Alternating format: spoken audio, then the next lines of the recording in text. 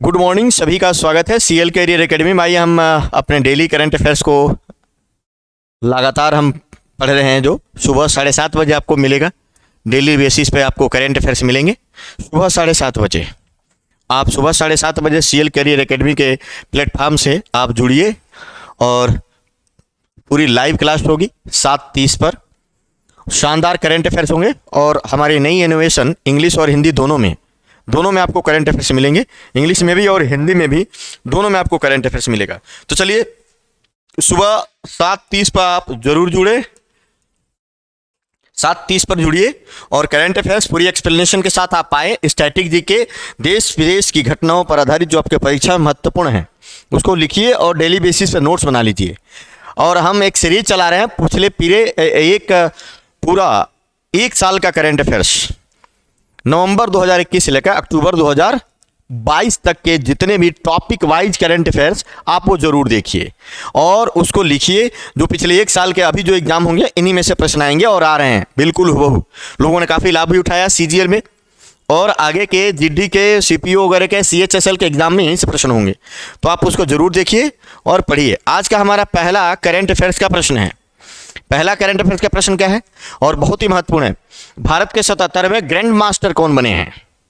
भारत के 77वें grand master कौन बने हैं? ग्रैंड मास्टर, तो भारत में 77 ग्रैंड मास्टर हो चुके हैं और 77वें जो ग्रैंड मास्टर हैं ना, ये है आदित्य मित्तल।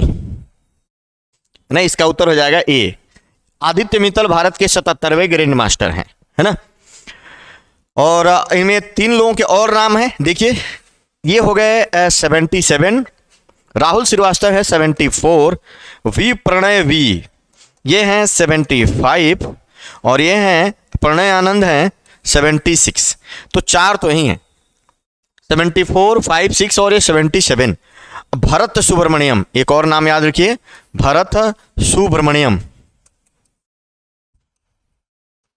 भरत सुब्रमण्यम ये भारत के 73वें ग्रैंड मास्टर हैं। 73वें ग्रैंड मास्टर है, तभी याद रहेंगे। आपके पास 5 ग्रैंड मास्टर लगातार, भरत सुब्रमण्यम 73वें, राहुल श्रीवास्तव 74वें, वी प्रणय 75वें, प्रणय आनंद 76वें और सबसे लेटेस्ट आदित्य मित्तल ये 77वें ग्रैंड मास्टर हैं, है ना। ग्रैंड मास्टर, भारत के पहले ग्रैंड मास्टर कौन है? तो भारत के पहले ग्रैंड मास्टर जो हैं वो हैं विश्वनाथन आनंद। भारत में सबसे कम उम्र का ग्रैंड मास्टर कौन है? डी गुकेश। कौन? डी गुकेश, सबसे कम उम्र का ग्रैंड मास्टर, है ना। और हमारे वहां के आर प्रज्ञानंदा नंबर 1 शतरंज चैंपियनशिप, मैग्नस कार्लसन को 3 बार हराने वाले दुनिया के एकमात्र सबसे कम उम्र के खिलाड़ी हैं आर प्रज्ञानंदा, जिन्होंने मैग्नस कार्लसन जैसे दुनिया के दिग्गज नंबर 1 चैंपियन को उन्होंने हराया, है ना। और डी गुकेश सबसे कम उम्र के हैं। तो बाकी ये ध्यान रखेंगे, Aditya Mittal is the right answer, Bharat के 77वें ग्रैंड मास्टर हैं। चलिए अगला प्रश्न देखिए। संयुक्त राष्ट्र खाद्य और कृषि संगठन FAO, food and agriculture organization ने किस वर्ष को अंतर्राष्ट्रीय बाजरा वर्ष के रूप में एक समारोह का आयोजन किया है? अंतर्राष्ट्रीय बाजरा वर्ष के रूप में एक समारोह का आयोजन किया है, ये आपको बताना है। तो 2023 को अंतर्राष्ट्रीय बाजरा वर्ष के रूप में मनाया जाएगा और इसके लिए एक समारोह का आयोजन कर दिया गया है ना। तो इसका हो जाएगा, सबसे सही जवाब होगा बी, इसका बी सही जवाब होगा। अब यहां पे देखना होगा, अंतर्राष्ट्रीय बाजरा वर्ष के बारे में कहा जा रहा है और संयुक्त राष्ट्र का खाद्य और कृषि संगठन FAO पूछ रहा है किस वर्ष को, तो वर्ष हो जाएगा 2023 जो है अंतर्राष्ट्रीय बाजरा वर्ष, अर्थात international day of millet, international year of millets. Millets मतलब होता है मोटे अनाज और बाजरा मोटा अनाज है, मोटे अनाज में आता है, तो इसको मोटे अनाज का वर्ष भी कहेंगे। क्या बोलेंगे? मोटे अनाज का वर्ष। ये मोटे अनाज का वर्ष भी घोषित किया गया है, मोटे अनाज का वर्ष भी घोषित किया गया है। प्रधानमंत्री नरेंद्र मोदी की पहल है, जो 2020 में ही डिसाइड किया गया था 2023 को इंटरनेशनल ईयर ऑफ मिलेट्स के रूप में मनाया जाएगा। तो अब ये किसने मनाया? FAO ने। फूड एंड एग्रीकल्चरल ऑर्गेनाइजेशन, जिसकी एफएओ का मुख्यालय है, एफएओ का मुख्यालय है इटली रोम में। इटली की कहाँ में? इटली की राजधानी है रोम, है ना। तो कहाँ मनाया जाएगा? रोम में आयोजित हुआ है। और एफएओ का मुख्यालय भी कहाँ है? रोम में है। इटली रोम में मुख्यालय है एफएओ का। तो ये बहुत महत्वपूर्ण प्रश्न होगा कि अंतर्राष्ट्रीय बाजरा वर्ष किस वर्ष को?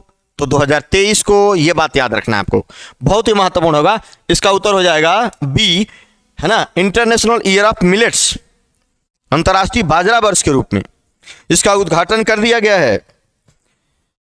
अब यहां पर एक जो है मंत्रिमंडल, एक प्रतिनिधि मंडल गया था। कौन गया था? तो इसके उद्घाटन समारोह में कृषि किसान कल्याण राज्य मंत्री सुश्री शोभा करंदलाजे के नेतृत्व में एक प्रतिनिधिमंडल गया था। इसमें किसान कल्याण राज्य मंत्री, इसमें ये हो जाए किसमें कौन गया था भाग लेने? इसमें किसान कल्याण राज्य मंत्री, किसान कल्याण राज्य, कृषि और किसान कल्याण राज्य मंत्री, इसमें ऐसे लिखना होगा, कृषि और किसान कल्याण राज्य मंत्री। मंत्रालय है कृषि और किसान कल्याण मंत्रालय, तो इसमें कृषि और किसान कल्याण राज्य मंत्री सुश्री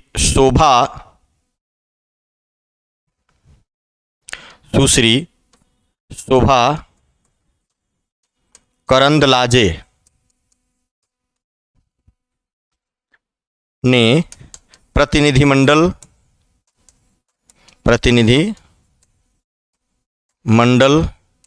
का नेतृत्व किया।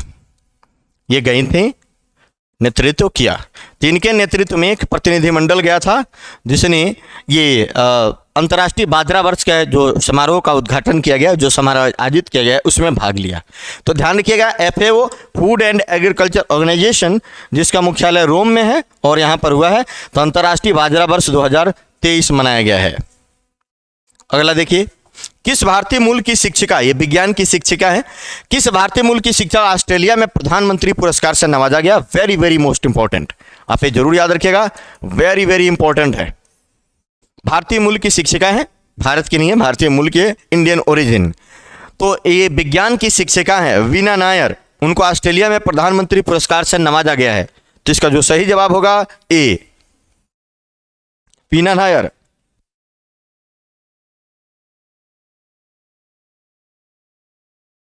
वीना नायर को ये पुरस्कार से नवाजा गया है ना। ये विज्ञान की शिक्षिका है, विज्ञान की शिक्षिका, और ऑस्ट्रेलिया का प्रधानमंत्री पुरस्कार मिला इनको दिया गया है। अब महत्वपूर्ण प्रश्न है वीना नायर को, इन्होंने क्या किया है? तो माध्यमिक विद्यालयों में विज्ञान शिक्षण में उत्कृष्टता के लिए, माध्यमिक विद्यालयों में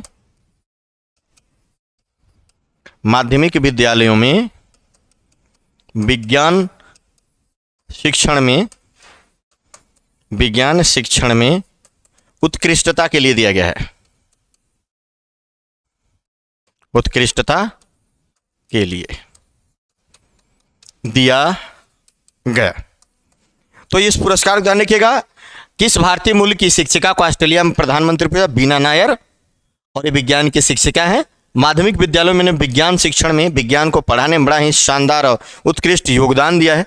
बच्चों में अच्छा डेवलपमेंट हुआ और बड़ी रुचि भी बढ़ाई इन्होंने, जिसके कारण इनको प्रधानमंत्री पुरस्कार से सम्मानित किया गया है वीना नायर को। तो याद रखिएगा। अब आगे 2-3 लोगों के और नाम देख लीजिए, जैसे फाल्गुनी नायर, ये कंपनी है, कॉस्मेटिक्स कंपनी है नायका। तो नायका की एमडी और उसी की फाउंडर हैं फाल्गुनी नायर। दुनिया भारत की सबसे अमीर महिला रोशनी नाडार, शिव नाडार के पुत्री हैं और एचसीएल की मालकिन है रोशनी नाडार। रोशनी नाडार की कंपनी कौन सी है? HCL technologies. तो रोशनी नाडार भारत की सबसे अमीर महिला भी है, ये भी याद रखिएगा। हाल ही में जैव विविधता पर सम्मेलन COP, कॉन्फ्रेंस ऑफ पार्टीज, 15 कहाँ आयोजित किया गया है? जैव विविधता पर सम्मेलन का आयोजन कहाँ किया गया है? तो जैव विविधता पर सम्मेलन का आयोजन किया गया है कनाडा के मॉन्ट्रियल में, जहां पर आज से लगभग 1987 में ओजोन परत के लिए भी संरक्षण का आयोजन हुआ था। तो इस बार जैव विविधता सम्मेलन कॉन्फ्रेंस ऑफ पार्टीज जिसका 15वां संस्करण आयोजित किया गया है, और इसका जवाब हो जाएगा सी, मॉन्ट्रियल। मॉन्ट्रियल कहाँ है? कनाडा में है। तो कनाडा के मॉन्ट्रियल शहर में जैव विविधता पर सम्मेलन का आयोजन किया गया है। यह बात आप लोग याद रखिएगा, महत्वपूर्ण होगा और पूछा भी जाएगा, महत्वपूर्ण होगा और पूछा भी जाएगा। इस सम्मेलन में 196 देशों के करीब 20,000 प्रतिनिधियों ने हिस्सा लिया। 196 देशों के 20,000 प्रतिनिधियों ने भाग लिया। 20,000 प्रतिनिधियों ने भाग लिया। और दुनिया में जैव विविधता को बचाने के लिए एक प्रतिबद्धता पर संकल्प देखा गया है कि दुनिया में जैव विविधता होगा तो बहुत सारे जीव जंतु बचे रहेंगे, प्रकृति बची रहेगी। जैव विविधता से ही प्रकृति रहती है, अन्यथा जैव विविधता के कारण, जैव विविधता में ह्रास के कारण बहुत सारे जीव जंतु जो है विलुप्त होते जा रहे हैं, जिसके कई कारण हो सकते हैं। जैव विविधता के ह्रास के कारणों में सबसे बड़ा और सबसे प्रमुख कारण जो है उनके आवासों का विनाश। जैसे हमने जंगल काटे हैं, और जंगल काट कर जिस तरीके से शहरीकरण, खेती के लिए ज़मीन बनाए जा रहे हैं और लोग बसते जा रहे हैं, उस तरीके से वन कम होते जा रहे हैं दुनिया में, जिसके कारण जो उनमें रहने वाले जीव जंतु हों वो पलायन हो रहे हैं, गाँव और शहरों की तरफ भाग रहे हैं, या तो वो विलुप्त हो रहे हैं, मर रहे हैं। तो उनको बचाने के लिए हुआ है कनाडा के मॉन्ट्रियल में एक सम्मेलन का आयोजन किया गया, जिसे जैव विविधता सम्मेलन कॉन्फ्रेंस ऑफ पार्टीज 15 नाम दिया गया है। इसमें 196 देशों के करीब 20,000 प्रतिनिधियों ने हिस्सा लिया। भारत की तरफ से वरिष्ठ मंत्री, वरिष्ठ अधिकारी, पर्यावरण विशेषज्ञ और संगठनों के पदाधिकारी भी इसमें शामिल हुए। प्रकृति को हो रहे नुकसान हेतु कार्य योजना बनाने पर विचार हुआ। इस कार्य योजना को 2030 तक पूरा करने के लिए समझौता हुआ है। तो इस पर 2030 तक कार्य योजना पर कार्य करने पर समझौता हुआ है ना। याद रखेंगे, काम करने पर समझौता हुआ है कि 2030 तक इसके कार्यान्वयन योजना को किया जाएगा और इसको प्रकृति को बचाने में महत्वपूर्ण योगदान इसमें लाया जाएगा। चलिए, तो ये ध्यान रखिएगा। कनाडा की राजधानी ओटावा, ये भी ध्यान रखेंगे, ओटावा भी था ऑप्शन में। कनाडा की राजधानी कहाँ है? ओटावा है, और उसके प्रधानमंत्री जस्टिन ट्रूडो हैं। दुनिया का दूसरा सबसे बड़ा देश है, और अगर उसके देखेंगे तटीय सीमा के रूप में अगर देखें तो सबसे लंबी तटरेखा कनाडा की है दुनिया में। हाल ही में कार्तिकेय दीपम रथ उत्सव है ना, याद रखेंगे, कार्तिकेय दीपम रथ उत्सव 2 साल के अंतराल के बाद किस राज्य में पुनः मनाया गया है? ये ध्यान रखिएगा। ऐसे उत्सव, नाच गान परीक्षाओं में पूछे जाते रहते हैं। आप परीक्षा में देखेंगे, पेपर में तो खूब आते रहते हैं ऐसे। कार्तिकेय दीपम रथ उत्सव ये मनाया गया है तमिलनाडु। याद रखिएगा, इसका जो सही जवाब होगा वो हो जाएगा तमिलनाडु में मनाया गया है 2 साल के बाद। कोरोना के कारण, कोविड-19 के कारण इसको नहीं मनाया गया था, तो तमिलनाडु में पुनः ये मनाया गया है। याद रखना है आप लोगों को, आपके परीक्षा के लिए काफ़ी महत्वपूर्ण होगा। तमिलनाडु के मदुरई में यह मनाया गया। कहाँ मनाया गया? तमिलनाडु के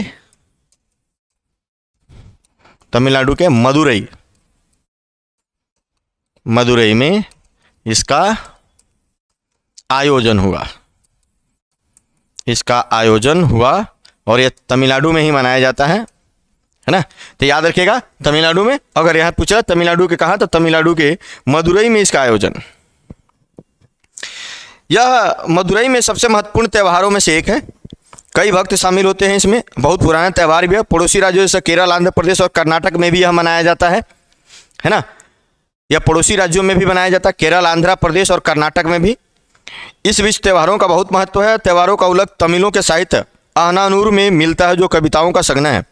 एक साहित्य है अहनानूर और मुरनानून, जो तमिल साहित्य में लिखे गए ग्रंथ है। अहनानूर और मुरनानून यह केरल,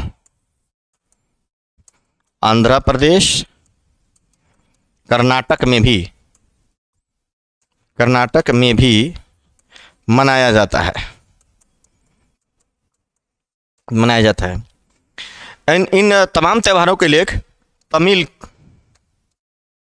ग्रंथ अहनानूर में मिलता है, इनका जो है उल्लेख यहाँ मिलता है। तो ध्यान रखिएगा, अहनानूर और मुनारूर तमिल भाषा में लिखे गए ग्रंथ हैं, जो तमिलों के त्यौहार, उनके नाच गान, बहुत पुरानी बातें, प्राचीन बातों का एक संकलन है अहनानूर और मुनानूर। तो ये तमिलनाडु में मनाया जाता है। इस तरीके के बहुत सारे त्यौहार, नाच गानों से आप देखेंगे। तमिलनाडु का भरतनाट्यम शास्त्रीय नृत्य प्रसिद्ध है। तमिलनाडु में कौन सा शास्त्रीय नृत्य किया जाता है? भरतनाट्यम एक शास्त्रीय नृत्य है ना। अब भरत मुनि का ग्रंथ जो है, जो उनका ग्रंथ है, क्या नाम है उसका बताइए, जिसमें 8 रसों का उल्लेख मिलता है ना। नाट्य शास्त्र। कौन सा है? नाट्य शास्त्र। किसने लिखा था? भरत मुनि ने लिखा था, है ना। तो उन्हीं में लिखा गया भरतनाट्यम, ये नृत्य है जो लिखा गया है। और तमिलनाडु का शास्त्रीय नृत्य है। हमारे वहाँ 8 ही शास्त्रीय नृत्य है। तमिलनाडु का भरतनाट्यम, केरल का मोहिनीअट्टम और कथकली, उसके बाद आंध्र प्रदेश का है कुचिपुड़ी, कथक उत्तर प्रदेश का है, ओडिसी ओडिशा का है, सत्रिया असम और मणिपुर का मणिपुरी नृत्य। यही 8 जो हैं क्या हैं? हमारे शास्त्रीय नृत्य हैं। 9वीं विश्व आयुर्वेद कांग्रेस और आरोग्य एक्सपो 2022 का उद्घाटन कहाँ किया गया है? ध्यान रखेंगे, महत्वपूर्ण प्रश्न होगा। महत्वपूर्ण, कई बार पिछले बार वाला पूछा भी जा चुका है। आयुर्वेद कांग्रेस 9वें नंबर का एवं आरोग्य एक्सपो 2022, ये ध्यान रखना है। उद्घाटन कहाँ हुआ? ये हुआ है कहाँ? तो इसका उद्घाटन किया गया है। इसका जो उत्तर हो जाएगा वो हो जाएगा Goa. Goa is the right answer. ध्यान रखेंगे, इसका जो जवाब होगा हो जाएगा गोवा में हुआ है ना। गोवा में इसका आयोजन किया गया है। इसका सही जवाब गोवा।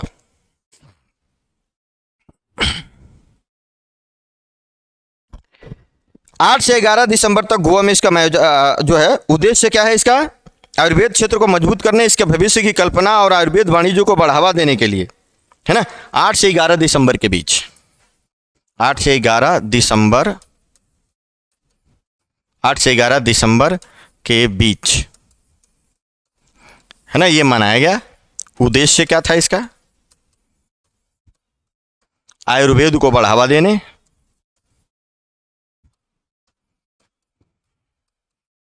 आयुर्वेद को बढ़ावा देने और व्यापक उपयोग, व्यापक उपयोग को भी बढ़ावा,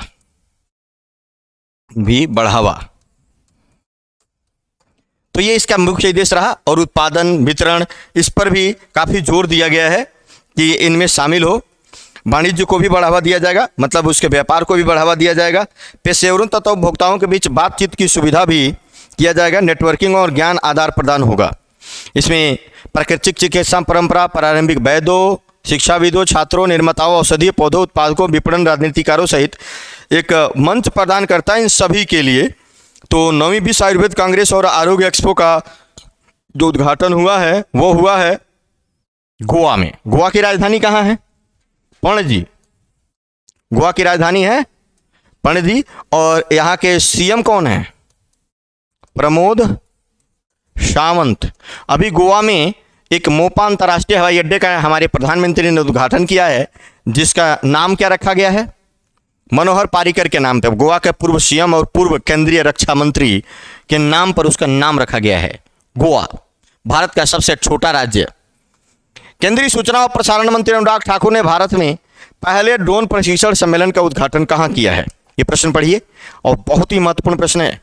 केंद्रीय सूचना और प्रसारण मंत्री, साथ ही साथ युवा और खेल मामले मंत्री भी अनुराग ठाकुर हैं। और ये प्रश्न बड़ा ही महत्वपूर्ण है। आप सभी लोगों को ऐसे ऐसे प्रश्न पढ़ने चाहिए, चाहे कहीं से भी मिले, पढ़िए और लिख के रखिए कि आप कर पाएं। तो इसका उद्घाटन हुआ है चेन्नई में। कहाँ हुआ?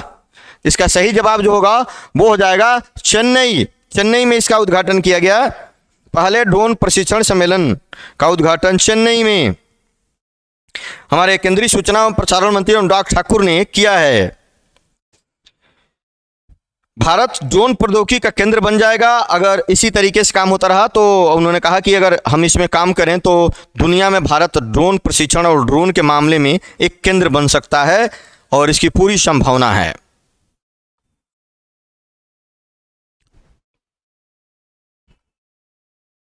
देश भर के 775 जिलों में आयोजित होने वाले गरुड़ के ड्रोन कौशल प्रशिक्षण सम्मेलन के लगभग 10 लाख युवाओं तक पहुंचने की उम्मीद है। ऐसा किया जा रहा है भारत के सभी जिलों में। लगभग भारत में 775 जिले हो गए हैं। 2011 जनगणना के अनुसार 640 जिले थे, जो कि बढ़ते बढ़ते कितने हो गए हैं, 775 के आसपास भारत में जिले हो गए हैं, 28 राज्यों और 8 केंद्र शासित प्रदेशों में। तो इस तरह से उसमें एक चलाया था गरुड़ एरोस्पेस, जिनमें ड्रोन उड़ाने और ड्रोन से संबंधित प्रशिक्षण दिया जाता है। तो उसी को आगे बढ़ाते हुए एक सम्मेलन का आयोजन चेन्नई में हुआ था। हमारे केंद्रीय मंत्री हैं अनुराग ठाकुर, हिमाचल से इनका संबंध है, और युवा और खेल मामले मंत्री भी हैं। युवा और खेल मामले मंत्री भी, खेल मामले मंत्री भी यही हैं। इनके पास 2 मंत्रालय है, तो आप याद रखेंगे, युवा और खेल मामले, केंद्रीय सूचना और प्रसारण। तो ड्रोन प्रशिक्षण केंद्र चेन्नई। चेन्नई जो है तमिलनाडु की राजधानी है। तमिलनाडु। तमिलनाडु का सीएम कौन है? एमके स्टालिन। एमके स्टालिन। और तमिलनाडु के राज्यपाल कौन है? आरएन रवि। तमिलनाडु के राज्यपाल, हमने राज्यपाल मुख्यमंत्रियों का एक वीडियो हमने किया था पूरा, केंद्रीय मंत्री परिषद का भी, उसको पढ़ के याद करिएगा। राज्यपाल, तो राज्यपाल हैं आरएन रवि। आरएन रवि। और यहाँ पे किस पार्टी की सरकार है? तो एमके स्टालिन, इनके पिताजी की पार्टी है, डीएमके, द्रविड़ मुनेत्र कजागम की पार्टी। चलिए अगला प्रश्न देखिए। हाल ही में जमनालाल बजाज पुरस्कार 2022 से किसे सम्मानित किया गया है? बहुत ही महत्वपूर्ण प्रश्न। जमनालाल बजाज पुरस्कार, जमनालाल बजाज पुरस्कार 2022 वाला, और क्या कहा जा रहा है कि किसे सम्मानित किया गया? बड़ा महत्वपूर्ण प्रश्न है। तो डॉक्टर ओरगित यूनान और साथ गए डॉक्टर वालिद सलावी, इन दोनों लोगों को मिला है ना। तो इसका उत्तर हो जाएगा सी, बोथ ए एंड बी, दोनों, ये दोनों को मिला हुआ है। इसका उत्तर हो जाएगा सी, जमनालाल बजाज पुरस्कार। अब हम यहाँ पे देखना है कि जमनालाल बजाज पुरस्कार दिया किस क्षेत्र में जाता है। जमनालाल बजाज पुरस्कार, है ना। तो 8 दिसंबर 2022 को जमनालाल बजाज पुरस्कार के विजेताओं की घोषणा हुई। लेबनान के डॉक्टर हैं ओरगित यूनान और डॉक्टर वालिद सलावी, है ना। ये दोनों लेबनान के डॉक्टर हैं। भारत के बाहर, भारत के बाहर गांधीवादी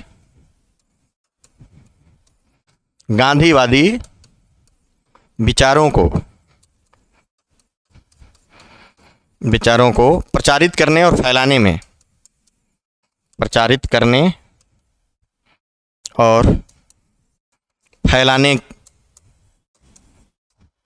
में योगदान के कारण यह पुरस्कार दिया गया है। याद रखेंगे आप लोग। लेबनान के डॉक्टर भारत के बाहर गांधीवादी विचारों को प्रचारित करने, है ना, उसके फैलाने में योगदान देने के कारण इनको यह पुरस्कार दिया गया है। याद रखना आप लोग, भारत के बाहर गांधीवादी मूल्यों को बढ़ावा देने के लिए, उनको प्रचारित करने के लिए दिया गया है। जमनालाल बजाज फाउंडेशन की स्थापना 1977 में महात्मा गांधी के करीबी सहयोगी थे, और उनके कहा जाता है कि जमनालाल बजाज जो है उनके दत्तक पुत्र भी थे, और दत्तक पुत्र श्री जमनालाल बजाज की याद में की गई है। उसका उद्घाटन 4 नवंबर 1977 को हुआ था। 4 नवंबर 1977 को भारत के प्रधानमंत्री मोरारजी देसाई के द्वारा किया गया था, है ना। इस पुरस्कार में 10 लाख रुपए का नगद पुरस्कार, है ना, अलग अलग श्रेणियों में 4 अवार्ड दिया जाता है। 10 लाख रुपए का नगद पुरस्कार, 10 लाख रुपए का नगद पुरस्कार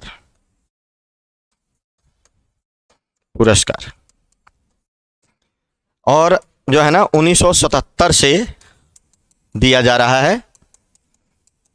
और इसके उद्घाटन कब किया गया था? मोरारजी देसाई के द्वारा 1977 4 नवंबर के किया गया था।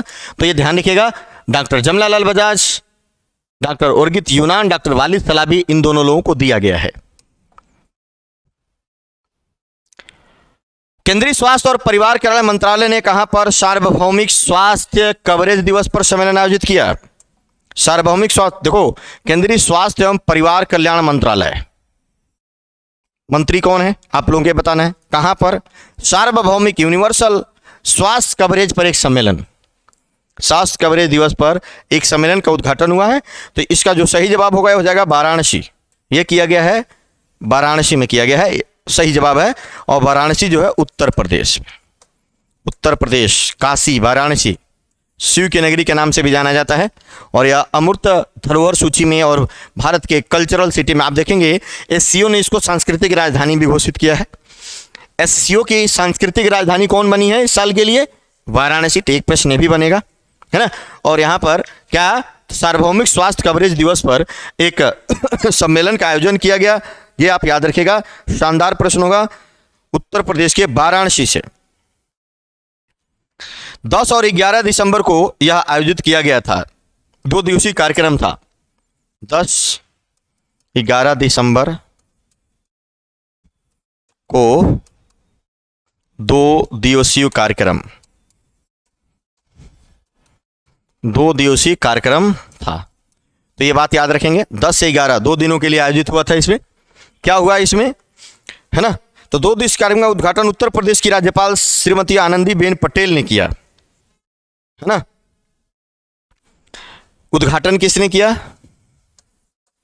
उद्घाटन आनंदीबेन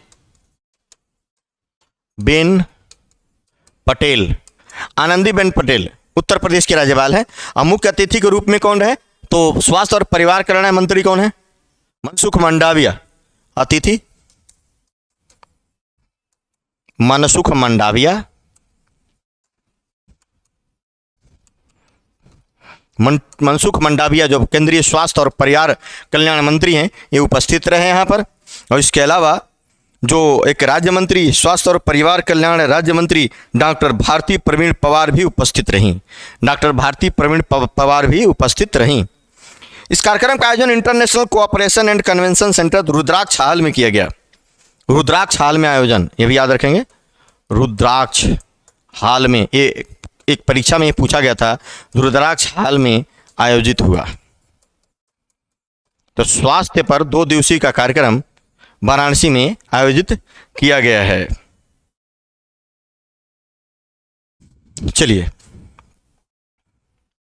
पुरुष हॉकी विश्व कप 2023 भारत में होने वाला 2018 के बाद पुनः होगा। पुरुष हॉकी विश्व कप 2023 के लिए हॉकी इंडिया का आधिकारिक भागीदार कौन बना है? शानदार और इतना महत्वपूर्ण प्रश्न है। लगातार दूसरी बार 2018 में भी हुआ था, 4 साल पर होता है हॉकी, पुरुष हॉकी विश्व कप 4 सालों पर। पिछले 2018 में हुआ था भारत में, है ना। थोड़ा एक साल लेट जा रहा, अगले बार जो है जनवरी फरवरी में इसका आयोजन होगा, तो फिर से भारत में होगा। अब टाटा स्टील, क्या जवाब होगा? टाटा स्टील क्या बन गया है? हॉकी इंडिया का भागीदार बना है। पुरुष हॉकी विश्व कप कब होगा? अब ये प्रश्न है अपने आप में। 2023 में। कहां होगा? उड़ीसा। ओडिशा के भुवनेश्वर, भुवनेश्वर में, उड़ीसा के भुवनेश्वर में होगा, है ना। Kalinga stadium, Kalinga stadium. अब ये चौथी बार होगा जब भारत इसका कलिंगा स्टेडियम भुवनेश्वर में, है ना, ये चौथी बार होगा जो भारत में हॉकी विश्व कप का आयोजन किया जाएगा। इसके पहले 3 बार हो चुका है। और इसके पहले कब कब हो चुका है इस सम्मेलन का आयोजन, है ना। तो इस सम्मेलन का आयोजन इसके पहले हो चुका है 1982 में बॉम्बे, 2010 में नई दिल्ली, 2018 में भुवनेश्वर में, और उसके बाद से पुनः यहीं हो रहा है। 1982 बॉम्बे, 1982 में बॉम्बे, ये क्या हो गया। दूसरा 2010 में नई दिल्ली में। उसके बाद आप देखेंगे 2018 में भुवनेश्वर उड़ीसा, और 2023 में भी यही होगा। तो चौथी बार है जब इसका आयोजन होगा। और इसका 15वां सेशन है। कौन सा सेशन होगा? ये 15वें नंबर का सेशन होगा।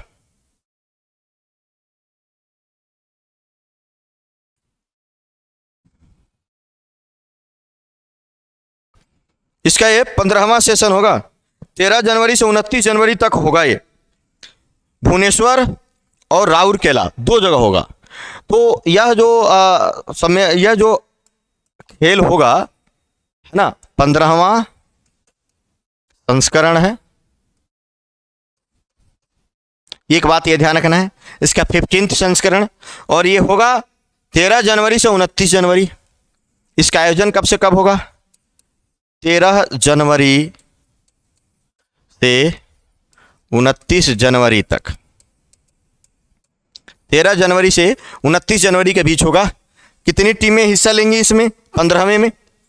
तो 15वें संस्करण, इसमें जो टीमें हिस्सा लेंगी 16 टीमें हिस्सा लेंगी, 16 देश हिस्सा लेंगे, 16 देश हिस्सा लेंगे। ये एक प्रश्न बनेगा, 16 देश हिस्सा लेंगे, ये याद रखना। पिछली बार का विजेता बेल्जियम है, ये भी याद रखिएगा, है ना। तो चौथी बार होगा जो ये होगा टाटा स्टील जो है ना, ये हॉकी इंडिया के एक भागीदार के रूप में है। हॉकी इंडिया के अध्यक्ष कौन है? दिलीप तिर्की। हॉकी इंडिया के अध्यक्ष, हॉकी इंडिया के अध्यक्ष कौन है? तो हॉकी इंडिया के जो अध्यक्ष होंगे हो गए दिलीप तिर्की। दिलीप तिर्की हॉकी इंडिया के अध्यक्ष हैं। तो ये सारी इंफॉर्मेशन याद रखिएगा, 2023 में पुरुष हॉकी विश्व कप होगा, है ना। तो चलिए ये सारे इंफॉर्मेशन ध्यान रखिएगा, वेरी वेरी मोस्ट इंपॉर्टेंट होगा। ये प्रश्न अपने आप में बहुत महत्वपूर्ण है। आप लोग इसको सारे इंफॉर्मेशन लिख लीजिए, कहाँ पर होगा, कैसे कैसे होगा, कितने देश भाग लेंगे। और बस अब 1 महीने से भी कम समय रह गया इसका शुरू होने में।